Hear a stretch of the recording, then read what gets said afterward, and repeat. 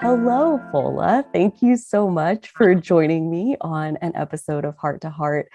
I put out kind of an all call invitation to anybody in my Patreon sacred circle that if they wanted to continue a conversation with me one on one for this Heart to Heart series to reach out.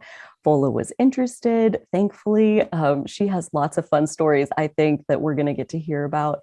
And like all the episodes, this is very open-ended. So yeah, we'll be a couple of pioneers and explore the territory and see what we find. So we're just going to ease our way into it. So I think first off, hello, Fola. How are you today?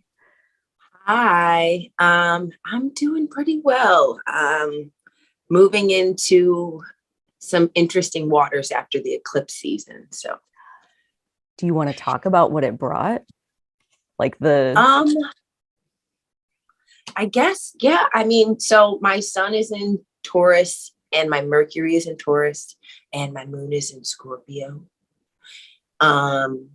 So the eclipse season was pretty crazy. It really, but I mean, it's interesting because I think my Mercury, now that I'm like coming out of it, I feel like my Mercury is the thing that was stagnant, and needed some alterations. And that's what I'll be working with in the future, moving forward to like adjust some things, Seven of Pentacles. Like, how do you, I'm not like super into tarot. I dabble, but like Seven of Pentacles, what does that represent for you? It's making adjustments. It's looking over where you're at and the progress that you've made and seeing how to move forward differently and or like just looking over it, because you don't have to actually change it, but you usually when you get the Seven of Pentacles, it's like, well, there's something, so dig through everything. Yeah. Exhaust your search. Well, and you did mention before in our little pre-show conversation about working on your communication skills. Is that what you're talking about with Mercury? Yeah, I have this, I don't know, I just communicate differently than a lot of people. And by differently, I mean, I don't detach myself from my communication. Like people detach themselves from like their emotions from their communication all the time. And I don't. And I find that people are either very intimidated by that, or they are offended by it, or that like, I don't know.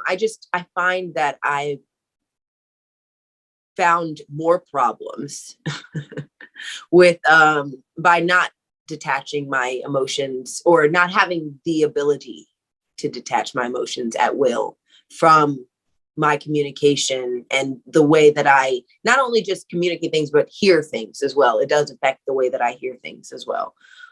So I am working on it. I am working on my inner peace. It's also the North Node in Taurus. I'm working on, that's the whole thing with the Scorpio moon. I am a rock, right? But I'm not. On the inside, it's like, right. Crazy.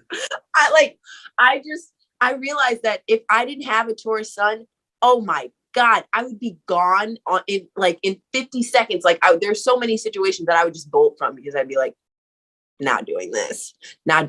But like my sun keeps me grounded, especially with the Pisces, like just all over the place. But it keeps me grounded. And so like, we're not running. You don't even like running. Like you hate it. So we're going to have to figure something out. And it's like, it's like my moon and my Mercury, they're fixed, and are they opposite of each other? They are. Oh my God. They are opposite of each other. And fixed. That's a good point. Yeah. They're at 3 degrees. It's like, it's a war. It's a war. And then they both square my Mars. It's a literal war. Yeah. Wait, my Mars is at 3 degrees too. It's at 3 degrees, Leo. And guess what? The Saturn retrograde, where I'm actually I'm excited about the retrograde because it is in my 12th house, and so that is like the freedom that I want, the mental freedom that I want from like the Scorpio moon. And then my progressed moon moves into Sagittarius on August 6th. It's either August 6th or August 7th. Nice. Congrats on that. I'm so excited. No doubt. Freedom. Yeah. I can't wait. Oh my gosh. I can't wait. So yeah, it was a little bit of a rant. I don't remember the question. That's okay. We're not aiming to stay on track. Let's just, clear that up right now. There is no track. The track is an illusion. So I want to hear more. Something is stuck out to me as you said it. But because like it sounded so normal the way you said it. And I was like, whoa, what does she mean by that? It affects how you listen or how you hear things. You said that about your like Mercury moon opposition. It like your emotions and your voice or your thoughts or whatever are tied together, and it affects how you say things, but it also affects how you listen or how you hear things. Like what does that mean? So, this is a deeper question. So hold on. It affects how I hear things because one, not only is my Mars in Leo, but my Chiron's in Leo as well. And so sometimes when like that opposition with the 12th house, like sometimes it affects my self-esteem, like what people say to me. And instead of like, I take things too personally, basically. So when I hear a criticism, it reminds me of probably of something that I've heard before and that's stuck back there. And it's like it's like being slapped. Like I just feel things so much more strongly than other people. And I know that when I'm riled up, you're right. Like you see, wait a minute.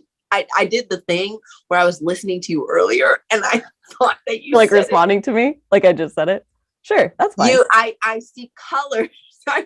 You just uploaded a video today and you were talking about something about how like colors are connected and you see red and black. And anyway, it's a thing. It's a thing that I do too. Like sometimes I can know exactly what I'm talking about, but I can't remember what I said because I was so passionate about it. Like I know the thread. I know what I was thinking in my brain, but the words that came out, who knows? And I don't know where that came from either. Don't know where that came from. What were we talking about? How it affects what you hear.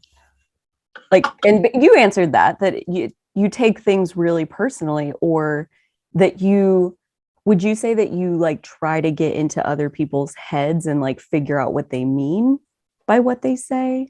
Like, and you're trying to fill in the meaning behind it? I don't know if I have to try to get into other people's heads to figure out where they're coming from. I think that's something that comes naturally to me, that I know people's motives and intentions, which I know it's kind of an arrogant thing to say, but it's not just like when I can see when you're like something's wrong, but it's like the underlying intent, like what's causing it, the catalyst. I don't think so. The answer to that question is no. I don't really have to try to do that. I guess instead of trying to figure out what they're talking about, I'm thinking about how it affects me and how what they said is them calling me wrong. And am I wrong? I might be wrong. What if everybody thinks I'm wrong? What if you're wrong? But I'm not wrong. That's the Taurus. You can't be wrong. That's not. No, I can definitely be wrong. But if in situations like that, I just won't say anything. Like if I don't know something, then I'm chill. Like I can let it rock. But when I say something confidently and somebody is like, oh no, excuse me. And I'm like, it's like, it feels like in my heart, I know it, but I don't know. I don't know. Maybe you're right. Maybe I can't be. No. I'm tracking with you because, I mean, the Scorpio moon knows things. I get that. Like that definitely is a thing. And then opposite the Taurus Mercury, like what you're saying about if I don't know, then I'm just not going to say. I'm just chill. We got nothing going on. But like when you no dog in this fight. Like exactly. Like I don't have an intuitive hit here. There's really nothing to say. But like I also, you're kind of categorizing this like inability to detach your emotions as like more of a negative thing. Has it ever manifested itself as a positive thing where you did get passionate and it went like it did good things for you, got you a good response?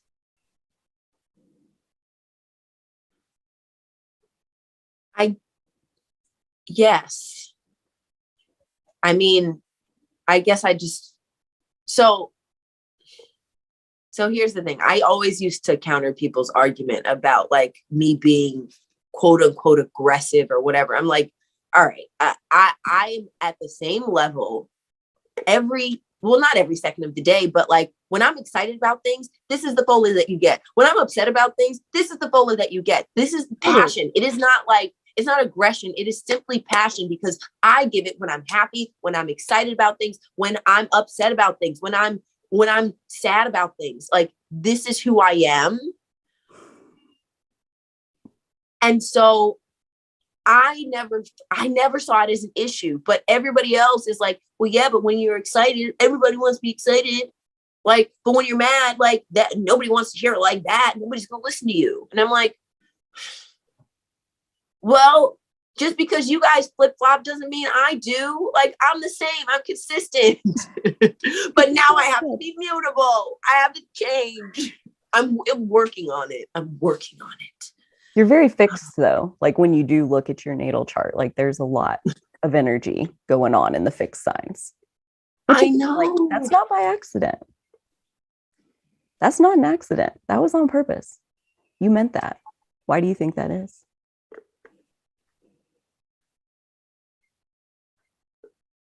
You're asking me why I think that is? Why do you think it's a good thing that you are fixed in who you are and you are the level of intensity and there's nothing you can do about that? Why do you think? Well, I mean, I do think that comes back to like me being a leader and like part of like my North Node being in Sag and like, no, I have the creation of a leader, of a natural born leader, but I have to fine tune the things. I still have to learn how to lead people and talk to people. I still have to learn how to it's all the skills. I totally get it. Yeah. So like maybe it's so that I just keep hitting a brick wall until something changes. That's the only way that things change in my life is when I have had enough. Yeah. Which, as my mom would say, makes me hard-headed. Is that a bad thing? Oh yeah, apparently. Well, they always say a hard head makes a soft behind. Makes a what? A soft behind. What does that mean? Like when you don't know how to listen, you get beat. You get beat? Oh my gosh. Wow. I mean, listen, Black households. I always think it's crazy. Well, not to say that people didn't try, but listen, my mom, one time she shook me really hard oh my God, terrible. I was such a crazy kid. I sprinkled sugar all over the house because I thought I liked sugar. So why wouldn't the house like sugar? It'll make the whole house happy. On the computers, everything. And she shook me and I was like, oh. So that was like the worst. That was like the worst. But like other people in the family think that they can like just do whatever. And I'm like, oh, I'm not your child. My mom doesn't touch me. If you think you're going to get away with that shit, yeah, okay. But that's the phrase, hard head makes you soft behind. People who are hard-headed, they have to hit their head up against a wall to learn the lesson. That's like the whole thing. It's people who don't listen, but you know, whatever. I always think that like, if I was just meant to listen to other people my entire life, then I would have been born without a brain. But you know, that makes me a bad child when I say that out loud. I said that out loud one time and they were like calling me a heathen. I was like, okay. Do you think you've opened their minds and like taught them some things just by being? Oh, listen. Always. I'll never forget, like, grateful memories of my childhood. Do you remember the show Degrassi? The Next Generation? Whatever it takes. No, but sure. It's the show that Drake came from in Canada. Still no. Well, it was like this. It's called the theme song, or the theme of the show was Degrassi. It goes there. So it was like the earlier like One Tree Hill, or like the shows that I guess it came out at the same time as One Tree Hill. I don't know. Anyway, it's like going through teen problems and stuff like that. So like there's an episode where one girl decided she wanted to start wearing a thong, and then they started calling her thought, basically, or whatever that time period was. And it was like the learning evolution of why female bodies are like you know, just bullshit, basically the shit that kids go through. Okay. Yeah. Where was I going from this? Whatever it takes. We were talking about Degrassi. Oh my gosh. Okay. So my favorite character was Marco, and he was the gay character. I just loved him so much because he was just the sweetest thing. And then there was this one episode. Oh my gosh. Okay. Well, TMI. This was the day this episode came out was the first day of my period ever. I remember that day. I literally, oh my God, that shit happened. I didn't tell a single soul. I walked to the Walgreens by myself, got myself some pads and some ice cream, and went home and watched this episode of Degrassi. It was the episode where Marco went on his first date with Dylan, and it was the cutest thing ever. And I was so excited. It's called It's Raining Men. I used to be able to like recite this entire episode from front to back, like all the characters. I'm that theater kid. Anyway, so I just was obsessed. I was just obsessed. Like they were the cutest couple ever. And that led into my family being like, gayness? What is that? Gay people, gay kids on television?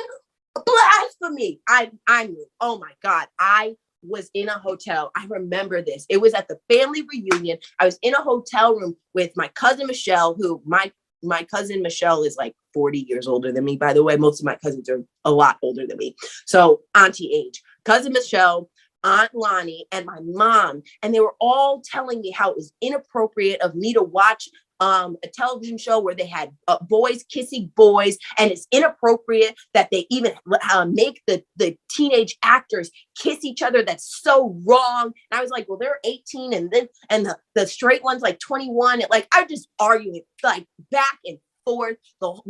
I mean, it was arguing with 350 plus Black women on LGBTQ rights at I was 12. I took on all three of them. It was a challenge I happily accepted. And guess what? Now, my mom has watched every season of Drag Race except for season 1 because the filters were too terrible. And I mean, every week, Fola, can you come back and put on the girls? I mean, like my entire family is that. How am I going to say that? They're different because of me.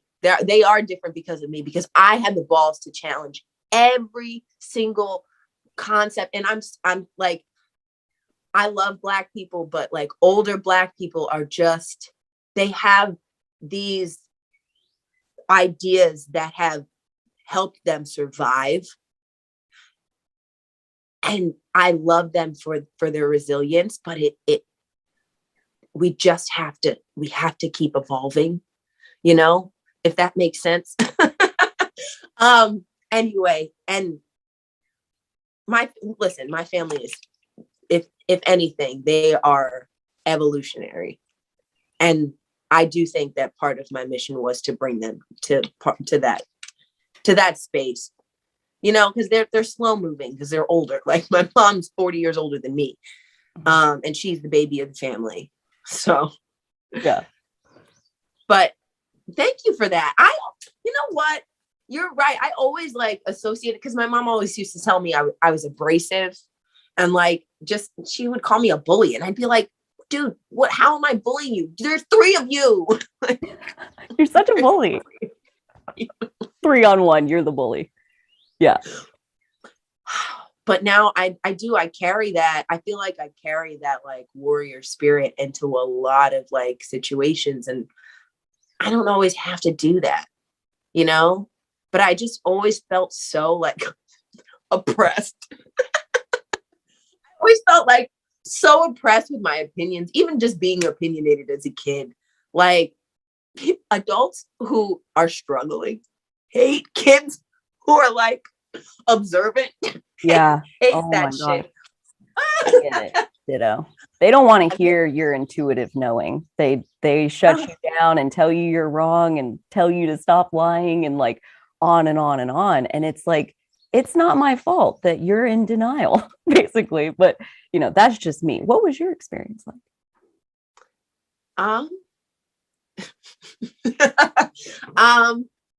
I guess, I don't know. It's interesting. I feel like there's a part of me that, like, the Pisces part of me kind of disconnected a little bit. Like, I remember my childhood pretty thoroughly, but like it's glossed over, kind of. Like, I know the things that happened. I know the pinpoint, like I can pinpoint the things that happened. But like, when you ask me how I feel about some of it, I escape a lot of things. Like, I can recite those episodes of Degrassi. I can recite an episode of Gilmore Girls. Gilmore Girls had like the longest scripts on television, still. The longest scripts on television. I love that lady, though. Oh, what's her and her husband's name? I don't know. Oh, Amy Sherman Palladino. Just amazing. Amazing. Anyway, but yeah, like I escaped. I danced. I sang, even though my mom told me to stop singing. I watched television. I listened to music. I don't know. How did I feel about some of it? I guess I felt like I was always doing something wrong. And was that because they were telling you were doing it wrong? No, it's not. People don't, I don't know. I feel like people aren't explicit like that with children when it comes to like them trying to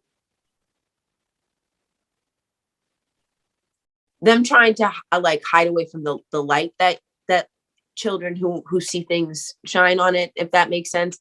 I don't think they told me that I was doing anything wrong, but the way that people responded to me wasn't favorable. Uh-oh.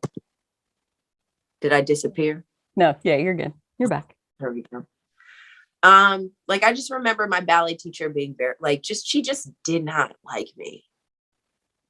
Which is interesting, because like, now that she was always the adult, but now that I'm an adult as well, and I feel like things have gotten better. But like, I just know that like, even my 4th grade teacher, I mean, she was also real racist, but also like, I could just tell that she just hated the fact that like I was vibrant, and like that I asked questions that she didn't want to answer. Like, that's really what it is. Like, even the ballet teacher, I just asked questions that she didn't want to answer. I said things that she didn't like, that other people didn't say, which kind of got me in trouble. I realized, actually, I didn't realize quick enough that in my friend group, a lot of them would be like, "Hey, Fola, can you say this?" Can you ask this question? Because I'd ask, because I don't like, whatever, it's a question. But I didn't think about there's a reason why other people were afraid. That's so funny. They were using you. You were the puppet. Like, hey, Fola, say this. Well, but the answers though, sometimes the answers are important though. But you're right. I don't know. No, totally. Like, I think there's something to be said about like being somewhat fearless around being willing to bring up taboo topics of conversation or to ask questions that like other people don't want to ask or whatever. Like, yeah, I mean, the whole thing roots back to probably maybe it was that they didn't want to answer or that they didn't know how. They didn't have a good answer. Like they're an adult having to say, I don't know, to a room full of children. And most people's ego can't really like sustain having to admit, like, I don't know. I don't know the answer to that, like, and when we do ask deeper questions, like, especially when you're intuitive, I feel like you are asking people to meet you at a depth where you are. But if they're not there, then they're like, I don't even understand. Like, what are you even talking about? What do you even want to know? Like, there was a quote I found that was like, people can only meet you as deeply as they've met themselves.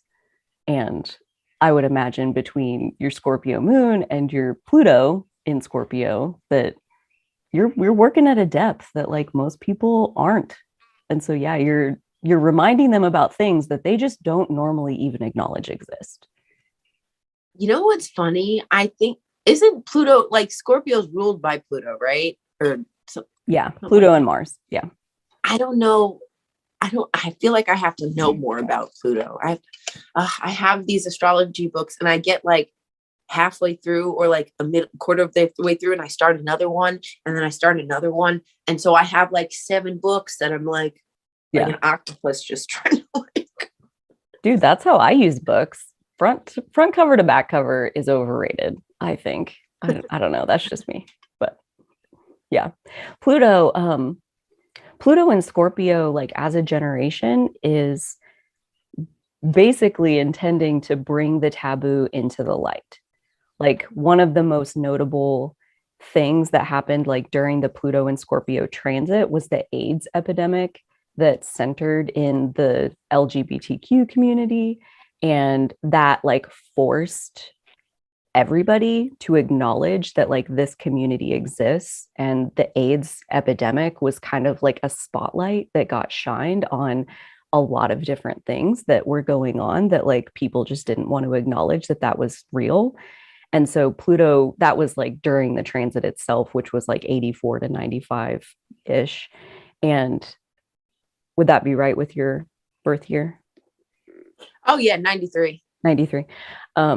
So yeah, that was like kind of the most notable piece that people remember from that time. Obviously, there was more going on, but then the people who were born during that generation, that's like our soul's healing path is to like dredge up the taboo and like push it out into the light. And there's like a fearlessness that takes to, a fearlessness and, to your point, a hard-headedness that says like, I'm sorry you're uncomfortable, but like we're still going to talk about this. You're still like on the other side of what I want to say, like your Degrassi example of like, taking on three other people. That hard-headedness doesn't sound like a bad thing when you tell it in a story like that, because they're operating in a more hateful place of like, these people are wrong and like, you shouldn't be able to look at that, and that's just an abomination, and on.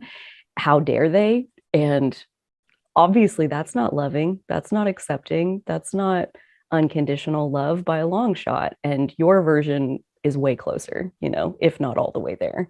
So like being hard-headed as a loving individual seems like a pretty good plan in this world to me. But obviously I haven't lived it. I understand like it's probably a way heavier burden to carry.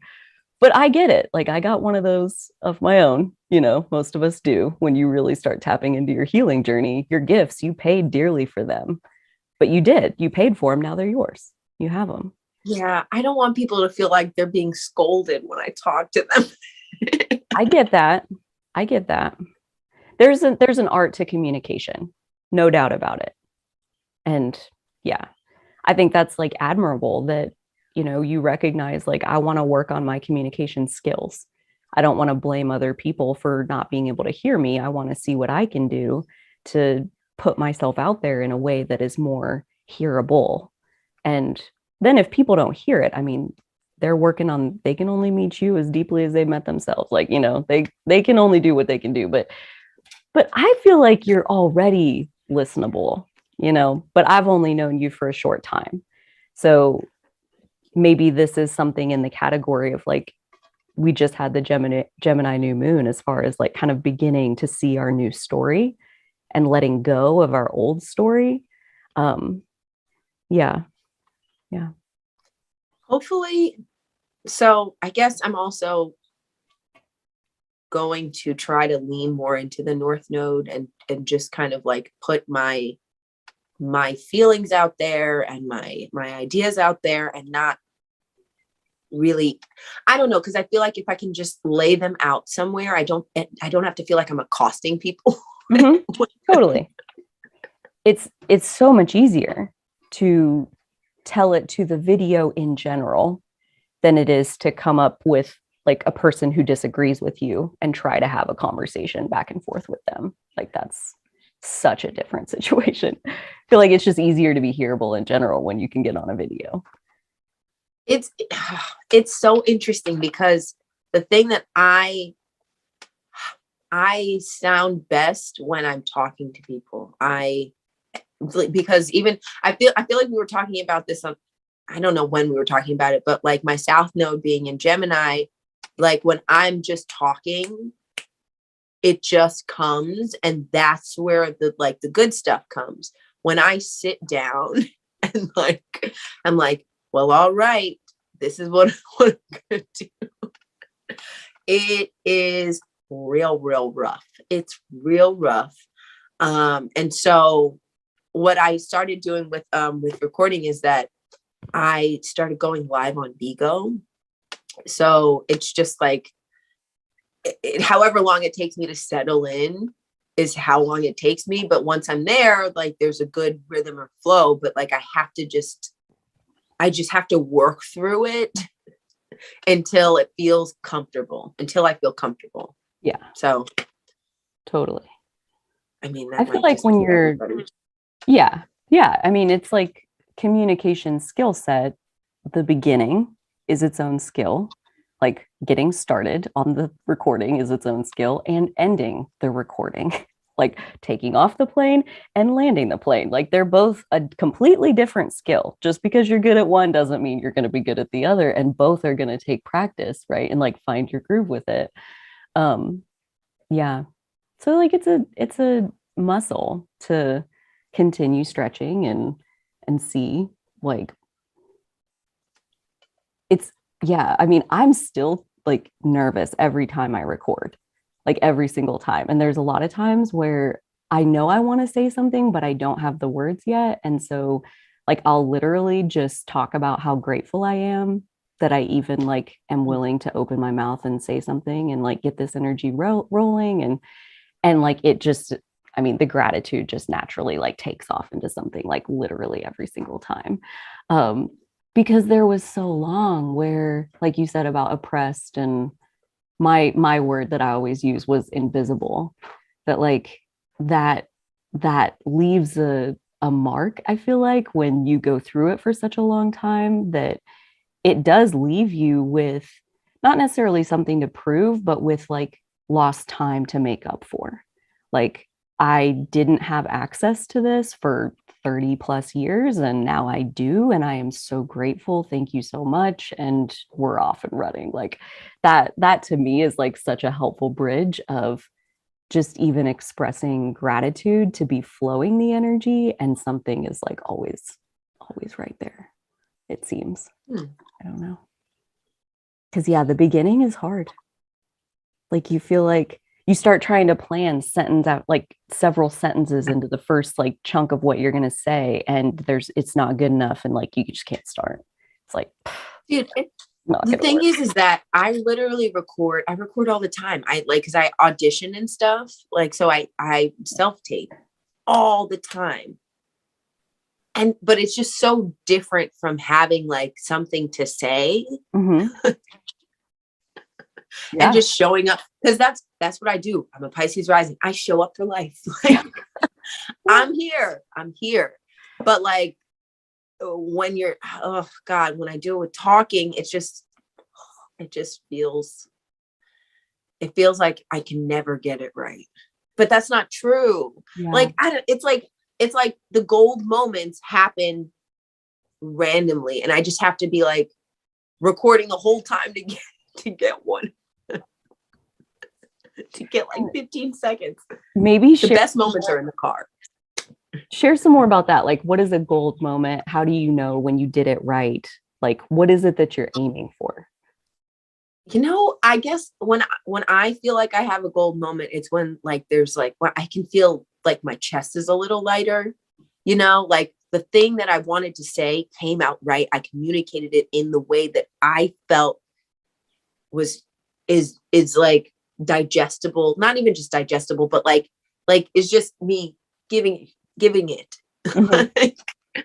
Like I can feel those moments because I can like it, I can feel it in my chest because I when I when I feel like I'm being misconstrued or when I feel like I'm not being understood or I'm being misunderstood, I can feel the tightness there. Like when it's not right, when I feel like it's not right, it just, you know what I mean? Like it just sits there. And so I know that it's right when I can relax. Hmm. That sounds hazy. No, no, it doesn't. It sounds like your Leo Chiron to me. That like that you're deaf, and I'm gonna just maybe make sure that I heard what you said, but like basically the way that you know it's not right is when other people don't resonate. Like they don't get it, you're misunderstood. I guess, but I can feel like I'm not doing it right without anybody being there. So then it has nothing to do with other people misunderstanding you. It's more about It you. does. It definitely does because that is like I But if they're always not feel there, like how does that work? nobody's. Hmm? If they're not When there, how does when that they're not there, it's me like listening. Like you know how they say you can't create and critique at the same time. It's me like back? going like this. No, no, that wasn't right. Whose voice is What did that? that mean? What? Whose voice is that? That's my voice. No, that's Is me. that my saboteur's voice? That's a conditioned voice. Somebody taught you how to talk to yourself like that. Your soul surely isn't saying those things. No, no way. Makes my scalp tingle. Your scalp. Oh Yeah, no. I don't know. It gives me these tingles on my scalp. Um, yeah, yeah. That's such like a good point that you can't create and critique at the same time. You know, It's difficult not to. how how do you, yeah, I mean, the times when it is working, can you like notice a pattern of like how do you get out of your head and like only in the flow of energy and just ride the wave of energy? Well, that's part of why I do like talking to people. Mhm. Like that's I I feel like in conversation because I'm not worried about like the outside factors. I'm just like talking to somebody that it comes across more authentic. I feel more comfortable doing so rather than me just being by myself and like hoping and praying that I got it right. Oh, But yeah. then on the other hand, I can't like it's well, not that I can't. I don't want to say that. Talking to people is hard for me to do. Why is that? Well, it's not hard for me. I talk to people. Like I'm fine with talking to people, but like it goes back to the communication thing. Yeah. But again, like, why do you feel like you're bad at it? Because that's always going to be like a relative judgment, you know, being good at something or bad at something, that's subjective usually. I don't think I'm bad at talking to people. I think I'm bad at listening to people. Really? Dude, I resonate with that. I definitely got a little bit of that going on. It's something to practice though. Like any other skill in the communication skill set, listening is one of them, you know? Practicing listening and practicing detaching from your own thoughts that are forming in response to like what they're saying, and like yeah to like trust that you'll still have something to say even if you don't try to like hang on to like all these little ideas that you're going to mention as soon as it's your turn to talk again. Yeah, but see, that's the Pisces rising. I will forget. Which is, in my opinion, how it is, like how it should be. That like those things, I mean, we have millions of thoughts, I don't know how often a day, running through our brains, and like 99+% of them are not meant to ever see the light of day. So like just because I'm having revelations while you're talking doesn't mean that that's what I have to say to you. I trust that like I let go of every single one of them, I give it back to the universe, and when it's my turn to talk, I say what's on top of the pile. Like, this is what is here now. And I trust the divine timing of like, you'll give me what I'm supposed to say when it's my turn to talk. I don't have to like create a mental agenda.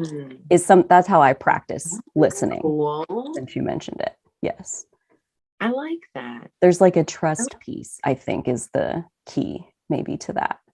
Trust that like the right idea is going to come back at the right time. Yeah. Okay. I've seen it play out. It's crazy. Like since I started practicing with it, where like a thought will come while they're talking and, you know, do the thing, let it go, let it go. And then like I'll be listening again, and then the thought comes again, and it's still not my turn to talk. And when it was, it didn't come. And like that'll happen like multiple times where the thought is coming, like it's clearly the right thought. It wants to get through. And eventually, when it comes through, when it's my time to talk, it's like the perfect moment where, like you said, like there's a big difference between saying something and having it heard. So when it comes, when it's my turn to talk, like that's probably the best time for them to be able to hear it, is like really the most important part, versus just like me knowing it and knowing that I want to say it, which, you know, happens so many times before it's really time to say it, because the timing has to line up. So timing is a huge part of conversation, I think, and communication skills in general, to your point. Yeah. I can work on that. Yeah. I can definitely work on that. Trusting that the thoughts will come when they're supposed to come. Right. I can do that. I can work on that. Totally. Yeah. It's real hard though. Dude, I get it. I get it. I think there's for me anyway, there's definitely like a co-process to that. Like in my practicing listening work, almost parallel is my self-worth process of like building up my self-esteem and all of that. Like I find that the higher my self-esteem gets, the better I am at listening.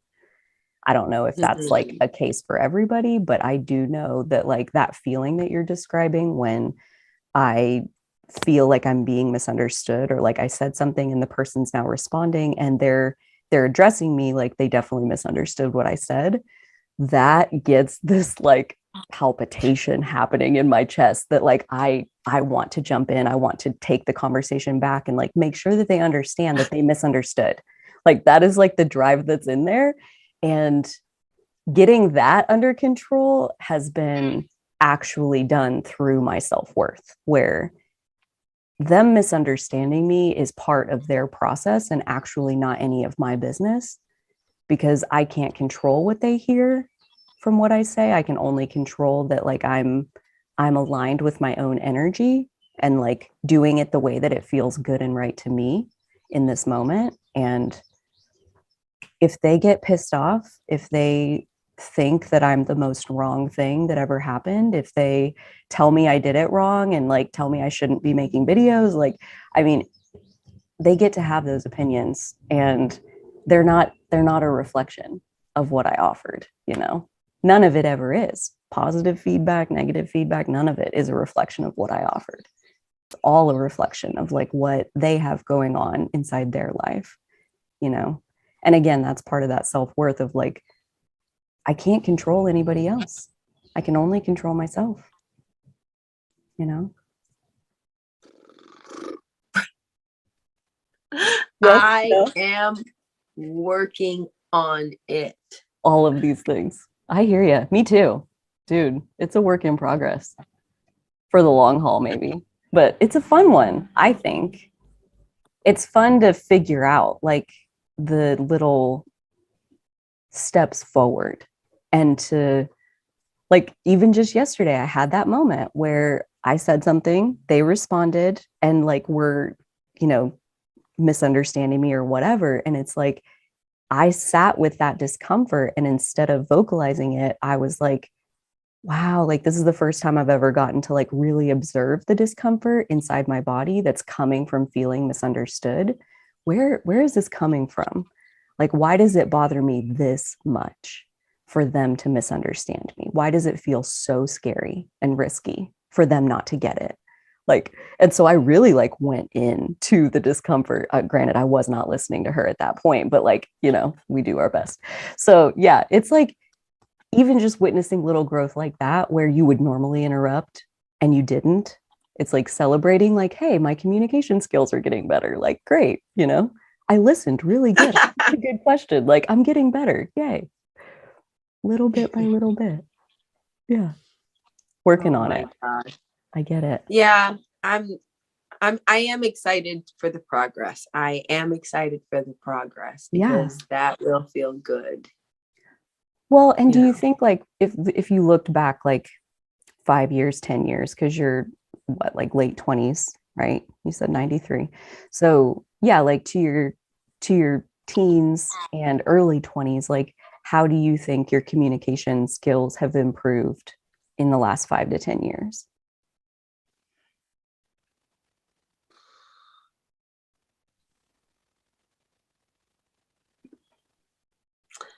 Oh my gosh. There's like I said before, there's like this film over things. I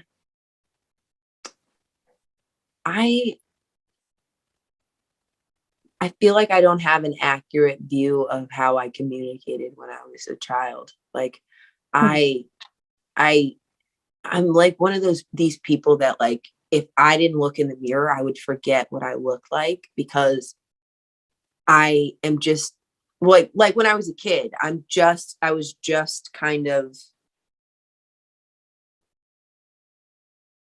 I guess I was more maybe I was more grounded when I was a kid. I was just like in my body, just being and doing. And I don't think I was reflective at all to like how people perceived me when I was younger. Like it wasn't until like I started experiencing like, you know, bumps, like just like, you know, nudges. And it still didn't really, like, I look back and know that like, oh, this is why so and so didn't like really like me like that. Oh, this is why they were doing this. But I never, like when I was in it, I never understood what was really going on. I feel like, and even with how people, people would tell me like, call me a know-it-all. My family would tell me that, yeah, like that's the things that I always think that I'm right. I have memories of that, but like I wasn't like thinking about how people perceived me. I was just doing the things that I do, showing up for life. Mm-hmm. I mean, I guess with students, with kids my age, I guess that's with other people. With kids my age, once I guess no. I just knew who didn't like me and who did like me. And I knew that like the people who didn't like me, like they would use me because like I like I said, I'm very loud. So like, if you want to get a reaction out of somebody, you're going to get it out of me. And so they always knew that. But like, I guess I never thought about my communication and relation to other people that way. I was just in my own world. So dating, circling that back around to how it's changed in the last 5 to 10 years.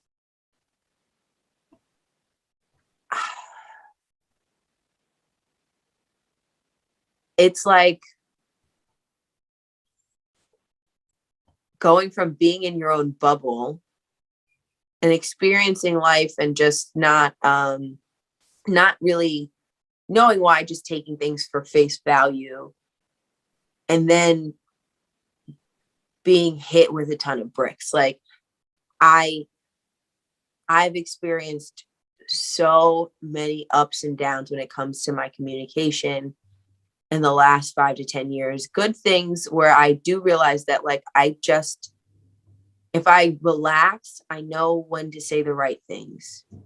When I relax, the right things, they come out of my mouth.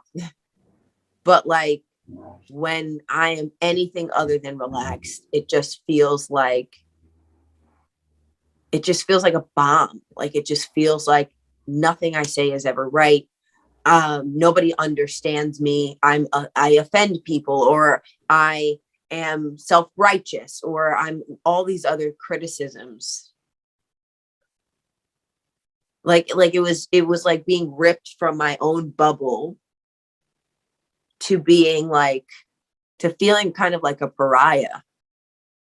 And I feel like now I have the opportunity to meld both of those worlds, where I'm not so affected by other people's discomfort around me, but I'm also not just like in my own world doing my own thing, not worrying about it at all. I have to, it's like, it's part of the reason why I don't feel like I'm in the right place. You know what I mean? Like, I don't know. They always say that Pisces feels disconnected from the world.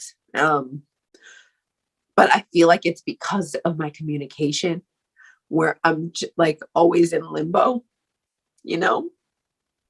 And it's provided great things for me, because I can also just like, I can communicate even with myself. Like I don't need other people to that. How does that even make sense? I don't need other people to feel as though that my thoughts and ideas make sense. Like they make sense to me. I know that they make sense to me, but like, I don't know how to make them make sense in the real world sometimes, if that makes any sense. I mean, I think that I don't know how to flesh them out. Yeah. And how to make people see what I'm saying or my ideas. I just have so many ideas. But it's like there's a block, there's a channel block.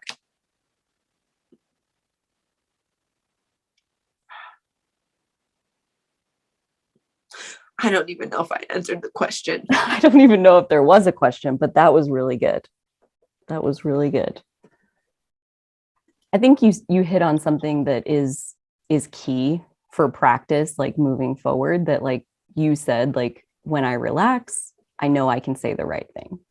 And when I'm not relaxed, it's anybody's guess how it's all gonna flush out. And for me too, ditto. Like, I mean, your frequency going into it, like your mix of vibrations going into it. I mean, like you said about being able to hear what's behind the words, like you can, lots of people can. I mean, lots of people can hear if you're full of shit, basically. Like if you're trying to preach happiness and you are deeply miserable, like that can be felt at some level. And not that that's what you're trying to do, more like in my case of like, that's like one of the main things I teach is happiness. And so like, if I'm sad, I feel like my best bet is just to own it in that moment of like, hey, this is the real deal of what's real inside me. And it feels like accepting that no matter what it is would be relaxing, like in general. Like if you were allowed to be in whatever state you're showing up, kind of like going back to that divine timing idea of like, you're only half of the manifestation of any conversation that you ever have with anybody else. They're manifesting that experience as much as you are. So if you come across in a certain way, yes, you manifested the guilt and the vulnerability hangover that might come after that, but they also manifested receiving the message exactly the way you delivered it. That's what they manifested. That's what they needed. And that's not really your place to judge like what they need in their process, And like the teacher who didn't like you, like way back when, like that's what she needed. She needed to have her own issues like lit up in her world. And you were a cooperative component to her growth, made it uncomfortable for her.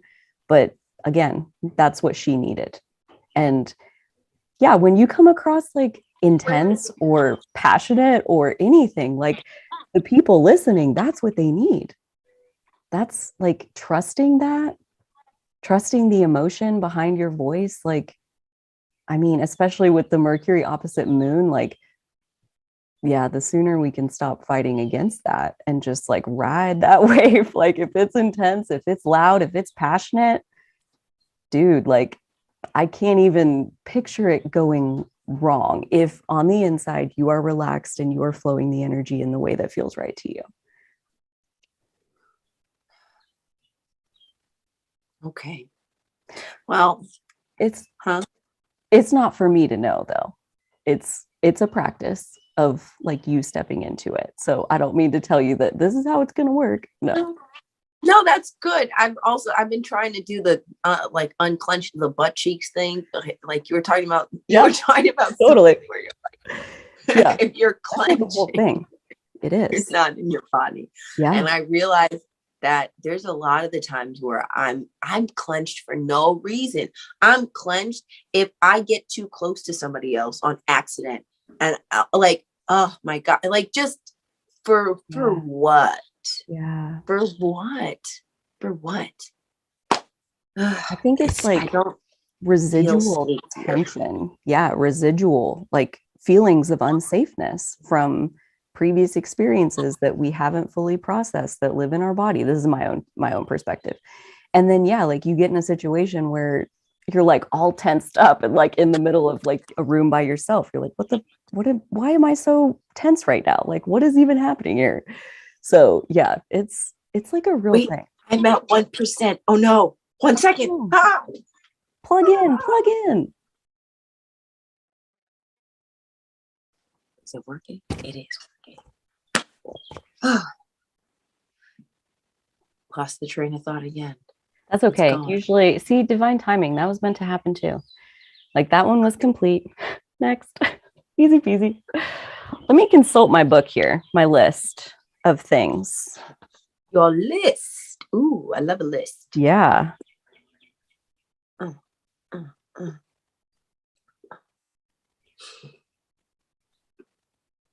Okay, so I have two that are jumping out at me. The first one is, what is the best or what are the best things that you've ever done for yourself? What is the best thing, or what are the best things that I've ever done for myself? Holy crap. Is that a hard question? I just feel like I have to dig through my brain. Interesting. It's a good focus wheel for anybody listening. Like the best things I've ever done for myself. Write that in the middle and fill the page with all of the good things that you've ever done for yourself, because there are a lot. I have no doubt. I mean, I just got my Reiki, my first attunement on my birthday, and that was amazing. Oh, I was checking out my chart earlier, and the Reiki asteroid trines my ascendant. And oh wait, there was a couple of other things. Oh, it's on my phone. The Reiki asteroid. So there's a Reiki asteroid that like it has the placement in everybody's charts as well. Like I have Astrology Master, and if you like go through the settings, you can find like all the fixed stars and like the asteroids that come through and comments and stuff like that. And so oh gosh, I'm gonna butcher his name. No, Okay. Dr. Usu, the person who basically brought Reiki to the modern world.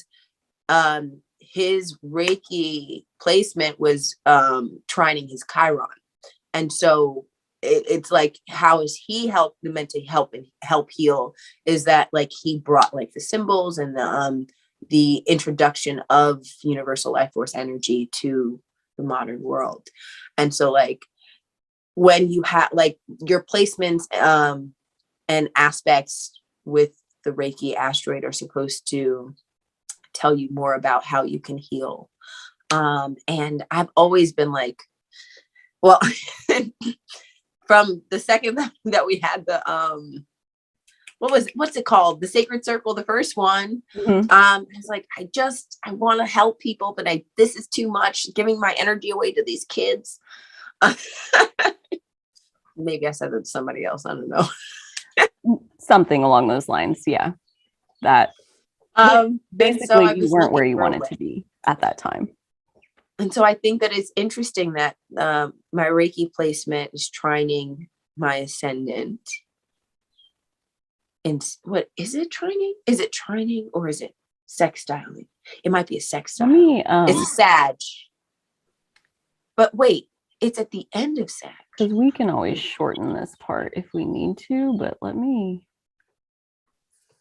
And then there was there was something. Hold on, I took pictures. Let me see. Can you still see me? No, but that's okay. I'm looking this up. Okay. 5239. Took pictures. Yes. Oh, and I was also looking at my astrocartography with the Reiki line up there, and it's looking at like Oregon and Washington. All right. Oh, wow. It's in your 10th house. Yep. And it is sextiling your, interesting. It's sextiling your Saturn and your ascendant, and it is trining your Mercury. So that brings us back around to the Mercury conversation. How interesting. It makes me want to instantly know my own, but I'm gonna hold off until the end. Like, I mean, it's probably knowing that it's you said it's sextiling my Saturn and my ascendant. Yes. And trining the Mercury. Yes. Which is interesting because it's at the end of Sag. Right. So your 2-degree Mercury at the beginning of Taurus is creating a loose-ish orb trine. So you have Sagittarius trine Taurus. So yeah, that's a very interesting combination. Yeah, I'm gonna follow the rabbit hole. I'm like, totally. It's one of the things. It's probably one of the best things that I've done for myself lately, and I definitely want to go and get like my second attunement when I can. Even though I think I'm gonna try and go to a different place because I want to have a little bit more of a communal experience. Because I need to make friends. Well, it's like we were talking about with the human design, the 2-4 or the hermit optimist.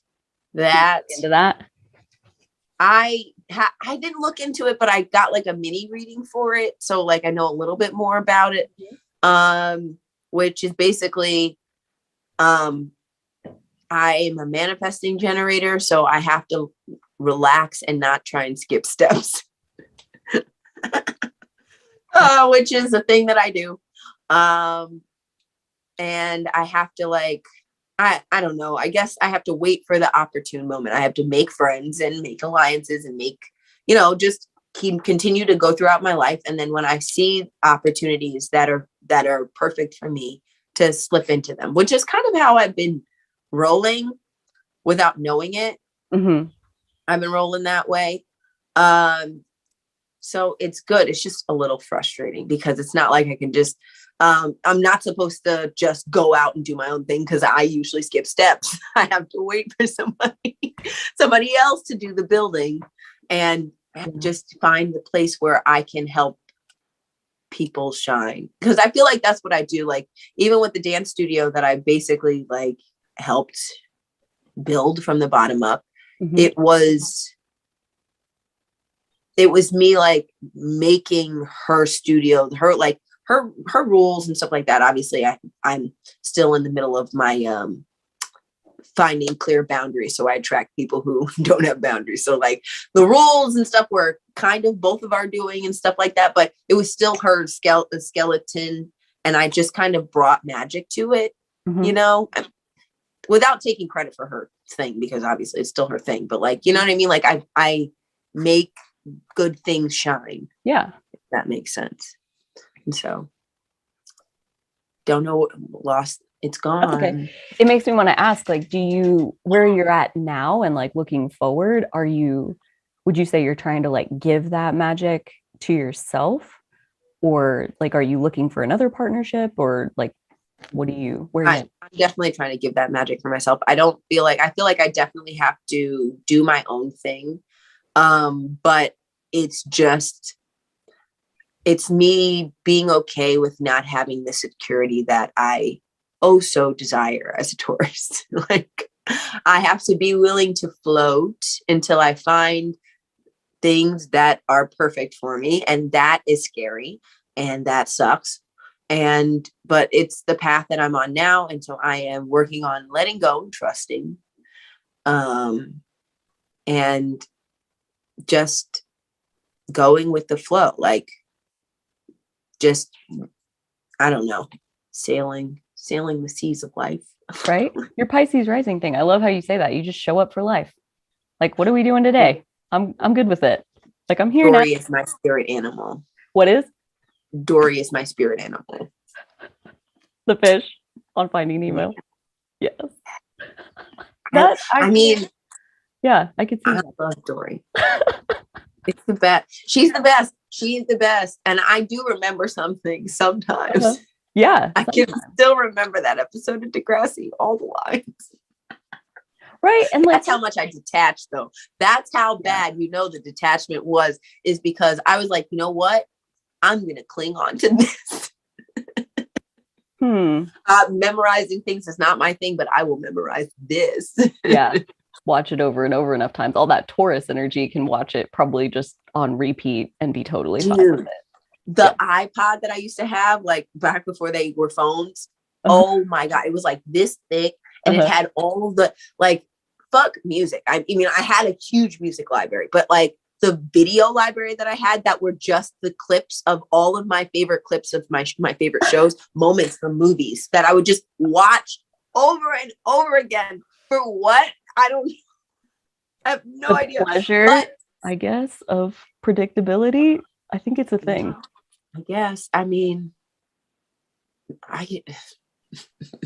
I'm that way, like right now with Schitt's Creek. I've been watching it like on repeat for like 2 years, and I've seen every episode like 75 times, and I know every line of every episode, and I love it. It's my relaxation. It's my hanging out with my friends time. Like, they are my friends. That's sad, but that's okay. Yeah, that's like, okay. They're my people. Like when I need some people around me, like I'll go turn on Schitt's Creek. Like that's yes. The answer to that. Yeah. I guess that's always how I've operated. Yeah. Only child syndrome. They're my people. They're my people. I had 3 brothers. I had TV people. So, even listen, I've only made it to season 16 or the end of season 16 in Grey's Anatomy once, but I've watched the first 6 seasons at least 6 times every episode. And the second season has 27 episodes. I know. So there's a lot. Sure. Like, it is it becomes my reality. But that's also how I know I'm really good. Like, I'm really good at acting. Like, I can just, like, it's my reality. Yeah. Yeah. That's a good point. That like detachedness from your own reality lets you kind of like put on a different one. I've wondered like how the good actors, especially that are like feeling legit emotions, they're doing the right reaction, even though they know the freaking script. Like, you have to be empathetic. It's the people who don't even, especially like when you're playing the villain, you cannot judge your character. You have to learn about your character. You have to understand your character to be able to slip on their skin. It's what is the phrase? It's acting is the suspension of disbelief.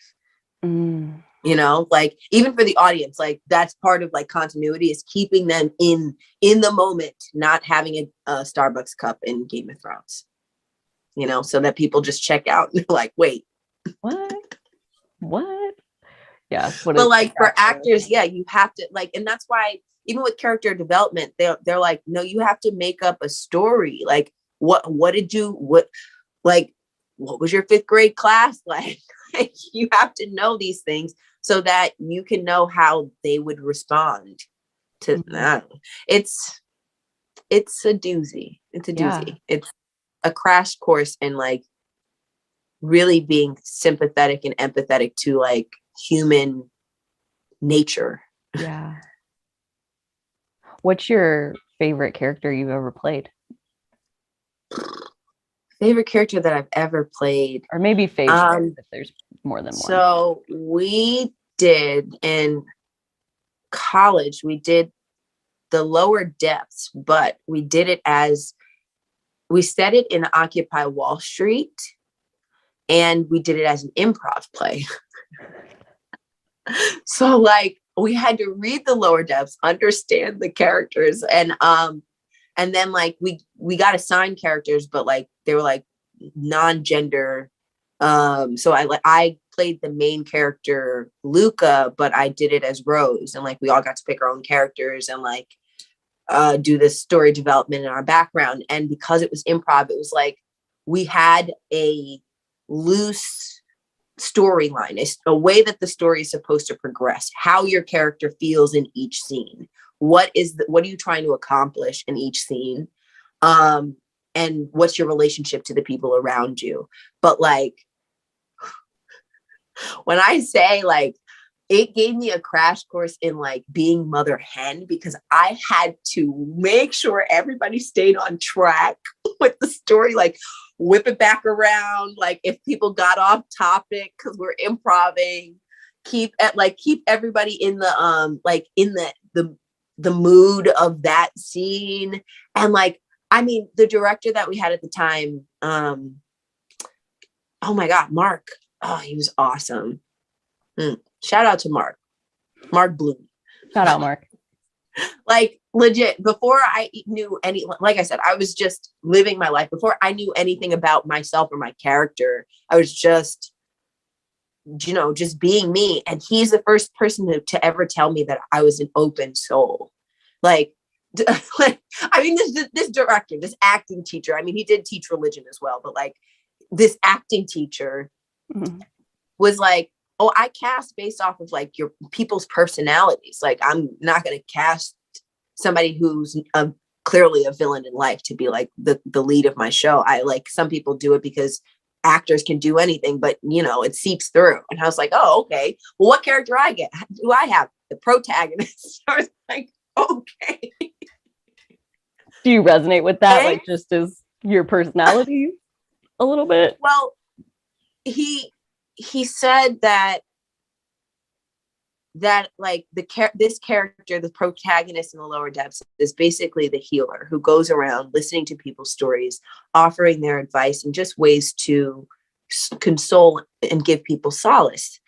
And that because I was open, I was able to do that. Like, it's like people who aren't open can't take in people's stuff. They've got other shit that they're dealing with, Totally.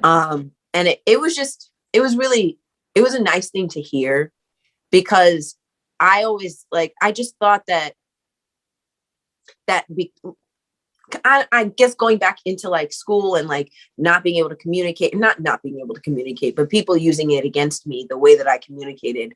I just always thought because I was open, like I was a target, like, because I was open, people are always going to like try and take advantage of me. Like, like it is what it is. Like I have to learn how to toughen up. But like, it was the first time that anybody had been like, no, like people are very closed off and your openness is a gift. It was, anyway, I guess. That's big. That's makes me want to ask, like, one of my other questions I had written down were like some of your biggest like turning points in life, and more specifically like your relationship with yourself, if there are anything along those lines.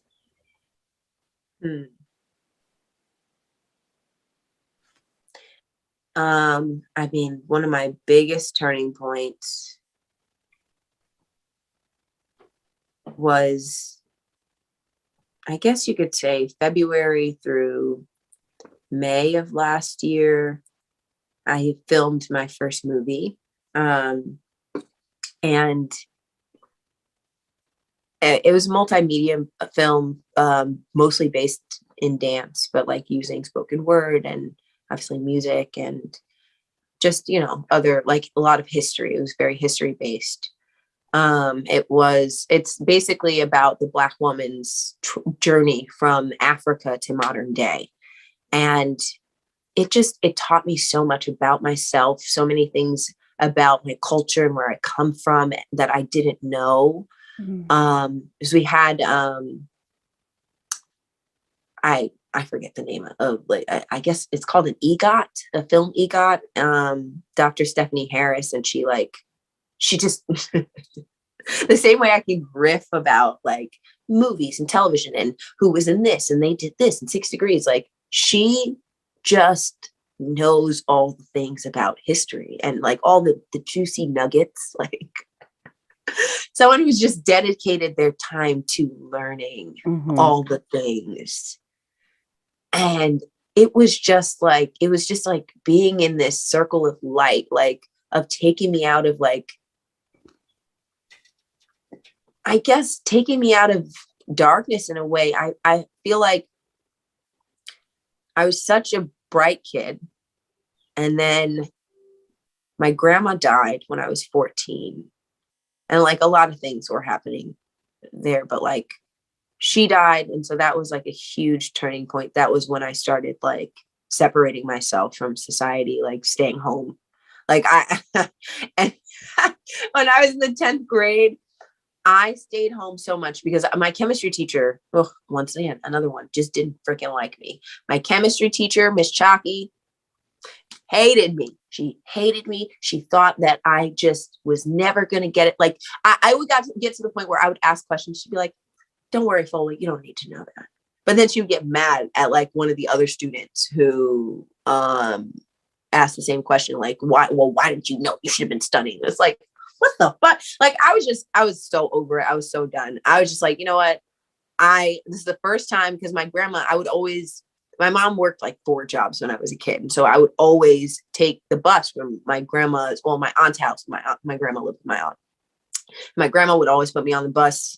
And so the year that she went into the hospital, it just became different. And it was like, I didn't have anybody making me go to school. My mom left for work at 5:00 in the morning. And so I was finally able to stay home. And I didn't have to go to Aunt Lonnie's house because I was 14, and in the state of New Jersey, like you can't stay at home by yourself until you're 14. I was finally able to just stay in my own home and not have to wait for my mom to pray that she would pick me up, because sometimes she was just so tired she wouldn't pick me up. I was just in this other place. And now I was home. I was home. I was able to just do whatever I wanted. I didn't have to go out and be affected by other influences if I didn't want to. And so I didn't. And then the truancy letters came in. Yikes. I stayed home and watched Gilmore Girls. I stayed home and taught myself chemistry because fuck Miss Chalky. And they had to, my mom, they can't retroactively take my diploma back. But my aunt had to like write me a thing saying that I had some like gastrointestinal problem that required me to stay and go to the hospital, because they were like, you cannot pass by missing. I was like, all my grades are fine. They're fucking fine. All of my grades are fine. I get A's and B's. I don't fucking need anybody to teach me, what's it called? Fucking chemistry. But you have to be here. And I'm like, well, eat a dick. Like, I hate it. I'm like, why do I have to be here? I don't have to be here. I don't have to. So that was a turning point. And I really did. It led into, like, first it was not going to school. And then like, just like all the other escapism things, like, especially as you get older, like in college, oh God, the drinking and like, just not being present, being anything other than present, you know? And like, that was just a reality for me. Like imagine being just like I'm so either in my head, or I'm out of this world, but my body is grounded here in Taurus. Mm-hmm. So it's like, I show up every single day. I will show up every day. I'm here for life. I show up for life, but I'm just everywhere. Like that was what that turning point was for, like, I want to say it really started manifesting when I was like 16, 17. It began when I was 15, like maybe a little 14, but no, definitely when I was 14. But like after that, it was like, I don't want to do anything that I don't want to do. I don't want to be around anybody that I don't want to be around. I will show up and do the things that I have to do because I have to do it and I need to survive. But every moment and opportunity that I can get to disassociate, I will take it. And it has been so draining to have to go back and relearn things, because I was disassociating when like everybody was learning how to take responsibility for shit. Because I was disassociating when everybody was learning how to pay their bills and like schedule their lives and all this other shit, where I had to just go back and relearn. And now I'm like in a new phase. So now, like, I want to say 2018, maybe 2019. Maybe it was the Saturn return, where it's like, you have to like be here fully if you want to progress. Otherwise, you're just wafting. Like, I have to build upon myself. I have to stop disassociating. I have to take responsibility. I have to find my accountability where I can be better for myself. And so that has been 2020. Yeah. I want to say it was 2020 into like, or late 2019 to now, is just, it's been one evolution after the next, which I'm grateful for. Mm. Like I said, that doing that movie, learning so much about the things that I didn't know and the things that are hidden from me. Learning a lot about my own perspective and how it warps things. Even, oh my God, my dance school just had their recital, and I spent the last month beating up on myself because I failed the kids. I'm finishing their dances too late. They didn't have enough time to practice. I did this, I did that. I didn't edit their videos fast enough, even though I'm editing videos for them. Like you should see. I say that I don't. It's so funny because how divine timing works. I say that I'm like, I don't have anything, right? But my entire YouTube channel is filled with hours and hours and hours of dancing and classes and rehearsal and all of this stuff, all of these minutes and hours of my life of content that is there that I've been putting up. And somehow even that's not good enough. Like, I literally post a video every week for every freaking class. And I have been beating up on myself because my choreography is not good enough. Maybe I should have changed this. Maybe I should have did that. And we got to the recital. I was real nervous for the dress rehearsal. It was a little rough, but the recital was freaking fabulous. They worked their asses off. They nailed it. And like, all the other teachers were complimenting me on how good my choreography was and how beautiful the pieces were and like how different they were. And I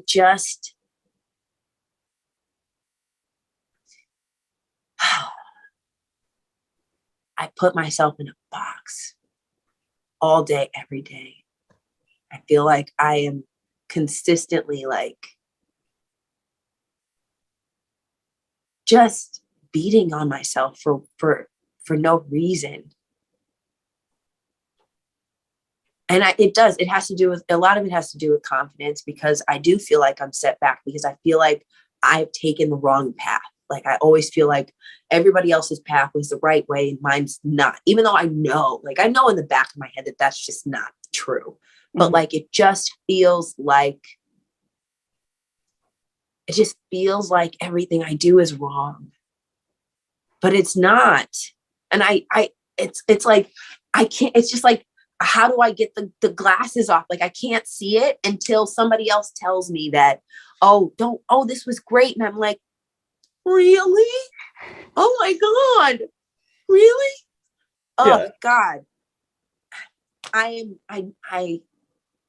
can feel the liberation of my Saturn return coming, of my confidence, of me not feeling so restricted and so critical of myself. I can feel my talents blossoming. I can feel all of the hard work that I've put in coming to fruition. Just interesting. I'm also having a full moon. The progressed full moon is a year after my moon goes into Sag. The full, so it's weird. It's like August 6th or August 7th of this year. My progressed moon goes into Sagittarius, and then August 6th or 7th of next year is the full moon progression of my moon, which I'm still trying to figure it out. But you're saying that because like your progressed sun is in Gemini, so like the progressed moon will be opposite. Yes. Gotcha. Okay, that makes sense. Never even thought about that. Holy moly. Dude, I'm trying to piece everything together.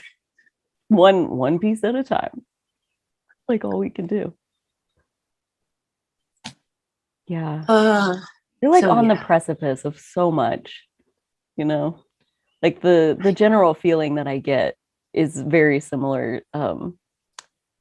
There's like this general feeling that like you have all the answers, like you have all the pieces of the puzzle.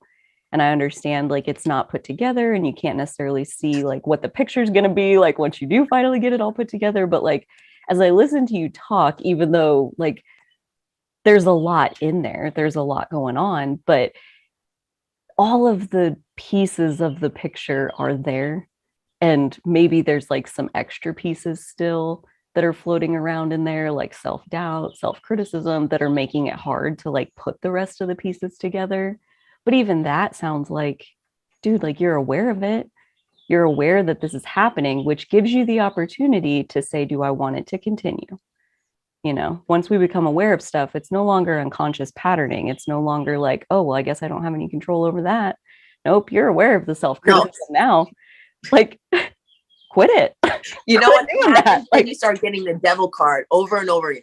Devil reverse, devil reverse. And I'm like, I know. How do you interpret the devil? The things that hold you back. The things that you you willingly let hold you back, because they're not tied to anything. They can take your blindfolds off. They can take the chains off. Or Capricorn energy. Listen, my boyfriend has massive Capricorn energy, and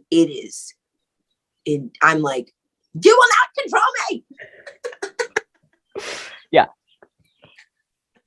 But like, I usually take it as the things that hold you back. Like, I know sometimes when I'm like, all right, give me a message. And they're like, hey, get up off your ass. And I'm like, I know I'm being lazy. The things that hold me back. I know. Well, it's actually, I don't know if it's laziness. I think it's fear. But I find that whenever I get the devil card, when I get it upright, it's usually on a day when I am in my head.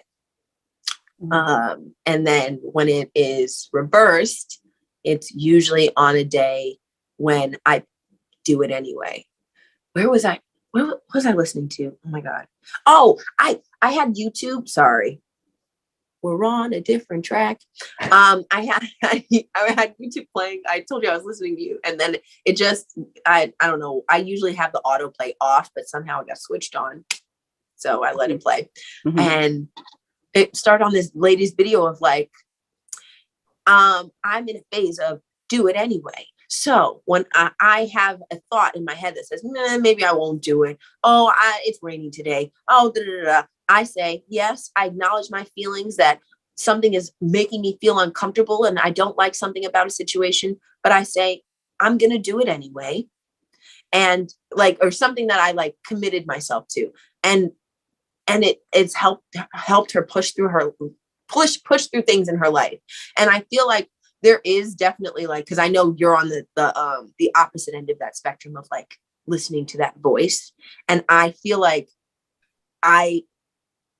part of my disassociation is listening to that voice, because my voice is always going to be like, but why don't you? So like what I kind of have to do is like, I've found that in my life, like, especially when it comes to going out and doing things, when I just do it anyway, I have fun.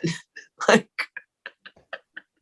I usually have a pleasant experience when I do it anyway. If I have a gut feeling of like, no, mm-hmm. then it's a no. But like, usually I will find myself making excuses to not do something or to not go somewhere because this, that, and the third, when I was in a clearer state of mind. I made the decision to do that. I scheduled it for myself. So why am I trying to back out now? Mm-hmm. You know? Yeah. No, I get that. I think there's definitely a balance between the two of like knowing how to listen to like when your body's telling you like, hey, let's just hang out. Let's just take it easy. And now is maybe not the right time, versus like, when are you psyching yourself out? And yeah, you're holding yourself back with your fears and stuff. Like there's definitely a fine balance between that, because the fear can be so sneaky, of like trying to disguise itself as the real thing, like the real impulse that tells you not to go. It's like, yeah, learning to tell them apart. I mean, dude, like your guess is as good as mine on how you do that. Practice. I also have to learn more about Saturn in the 12th house. Yeah. So I have a feeling that it's probably in there somewhere. It's the golden answer. Well, and like just one other way of looking at it, like just, I'm always trying to like find the silver lining in whatever it is, but it's like that tendency to disassociate also, like once you figure out the balance between like when should I engage, maybe even when I don't feel like it. But it's like, yeah, I mean, your strategy of what you said of that manifesting generator is first you envision and then you wait. And the art of waiting, of like, don't run ahead, because that's where the skip steps come from, because you're doing it when it's not time to do it. So honestly, like the disassociation impulse in my mind can be very helpful in terms of like not wasting your energy when it's not time to do the thing yet. Like, if if like I told myself I would go and yada, yada, yada, and then my gut in the moment is like, God, I'm so tired. I just really don't feel like it. And then I'll cancel on the person and then they'll respond and be like, thank you so much. I was having such a shitty day and it was going to be a train wreck for me to try to like drop everything and like make our meeting. So thank you so much. And I'm like, great, because I didn't want to be part of your shitty day anyway, like for the most part, you know, like let it be the right time. And if you don't feel like doing it, I'm usually a big believer that like the other person probably isn't, it's not going to be a pleasant experience like you think it, you know, just because you committed to this time, like doesn't necessarily mean that this was the right time of like, when is everybody's best self going to show up, you know? Yeah. That's interesting. Finding the balance. Well, and like finding the relief. It's not even about the balance. It's about the relief from the self-judgment, from the self-criticism, because calling yourself lazy and kicking your own ass feels like fucking shit. It doesn't feel good. So that's where I'm at. If like, I'm going to get out of that headspace. I'm going to like not beat up on myself. And if that means that I have to accept that I'm going to lay here until I feel like getting up, then that's what we're going to do. And at least then I'm not beating up on myself. So I'm doing better. Look at me go, you know? That's so, like, you know, I actually just found like, I tried to tell my boyfriend this and he was just like, what are you talking about? Capricorn shit. But I have found that I'm never really late to things. Like it's been a journey. Like I have to like consciously not rush myself because I've just in real life been consistently being shown that no matter how late I think I am, I'm never actually late. Like I was talking about that recital, the dress rehearsal, I went to the wrong place and I was spazzing out. Oh my God, I'm going to be late. I'm like, and I got there. Chill. I had to sit there for 20 minutes before they were even ready for my dance. And like, it happens. It just, I've found that it just happens like that all the time. Wherever I'm at like I leave at the right time, even if it's at not like what time you think you're supposed to leave. I leave at the right time and I arrive at the right time. And Alex doesn't want to hear any of that shit because Capricorn shit, he's going to be there 10 minutes early. And if we're not 10 minutes early, we're late. And if that's the way he wants to operate in the world, then maybe that is the divine timing for where he's supposed to arrive. His good opportunity is 10 minutes before the event starts, but that doesn't mean that that's your timing. I know. It's just, it's like, it's always like a push and pull thing. Yeah. Because I'm like, yeah. But I have noticed that. So I am going to lean into that and stop worrying myself because it really is. It's just me putting extra stress on myself for no reason because I'm going to get there when I'm going to get there. Yeah. Well, and like kind of coming full circle, you know, to wrap this up a little bit is like what we said about your Mercury and like when I'm relaxed, I know when to say the right things. And when I'm tense or anything other than relaxed, like it's just not as good. So like even just this one piece of like relaxing into whenever I show up, it's going to be like the divinely perfect moment of me getting there. And I can trust that. And that's just like one more level of relaxation that lets the energy flow in the best possible way. Like when you do get there. Stella's having a puppy dream. Yeah. Yeah. Dude, relaxation, especially with the North Node in Taurus, like it is everything. Like the ability to relax into the energy of right now, you know, takes a lot of things. It takes a lot of things out of the equation. Yeah. I saw, I forget what, I don't know what it's called, but I basically had a channeling session and the woman told me to relax as much as I can in the next 18 months. And I was like, for what? What do you mean? Just make sure you sleep as much as you can. What? What's your fear? That sounds amazing. I have so many things to do. I have so many things to do. And then how am I going to make money if I'm sleeping? Dude, I feel like we could have a whole conversation on that question alone. Because I mean, I've had enough experiences where I wake up in the middle of the night out of sleep with an inspiration that has to happen. And those are some of my most successful videos, are the ones that like stir my sleep. Like the messages that move my energy, that like literally evolve my consciousness, that like I'm working on it in the astral realm during sleep. Like when I bring that back and then put it out there, like it's got something in it that I didn't put there. And yeah, there's productiveness in sleep, but again, that's like a whole nother conversation. I mean, it's interesting because I've been trying to recall more of my dreams, and it is just really difficult. Like I've been doing everything: astral incense, mugwort tea, like all the things. And it's like, I can barely remember. I even try the thing where I sleep with a thing underneath my pillow so I don't get up, and I just roll over and try and write things down. And it's like they're being taken from me. Why do you think you need them? Huh? Why do you think you need them? Because I know I can feel them, if that makes sense. I can feel them when I wake up, and I can feel that there's something important there that I'm missing, that I'm forgetting. Are you missing it, or are you just not able to consciously pull it into your awareness? Well, maybe that's what it is. And then the question is like, why do you need to? Because yes, it's important, but like, that's why sleep is important. Because what you're able to do, the soul evolution that you're able to accomplish when you're asleep is like a million trillion more times powerful than what you're able to do when you're awake.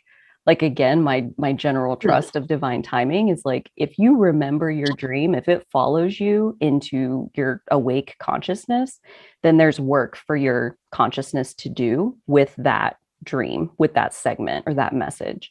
And if you don't remember it, then the process was completed while you were sleeping. You got all of it finished up, and you wake up, and it was only going to be a distraction from what you really needed to do today for you to remember, because you already finished it. You don't need that. There we go. You have a great explanation for everything. You know that positive spin on it. That's like, we don't have to think that it's broken. Broken is a relative term, you know? What if we just make peace with how it is and go from there, you know? Like relax into what is. Would be nice. Yes. Yeah. Like maybe that's what she was getting at with like rest these next 18 months and like sleep. And maybe it's not so much even the physical sleep as it is like the level of relaxation and inner peace that could give way to, and what could possibly spill forth from that frequency, you know? Yeah. Okay. Yeah. Dude, right. I feel like this is a great place to leave this. We covered a shit ton of ground, which is always a good thing in my opinion. Yeah. Thank you, Fola, so much for joining me for this. I had an amazing time. I hope you did as well. Yeah, I would be up for another one at some point. So we'll just throw that out into the universe and let the divine timing put the pieces together for us. So okay. Thank you so much. I appreciate you. Yeah, I do a lot of talking on my own, but talking to somebody is really, really helpful. Yeah, can be for sure. So sometimes you need a heart-to-heart. Yeah, you do.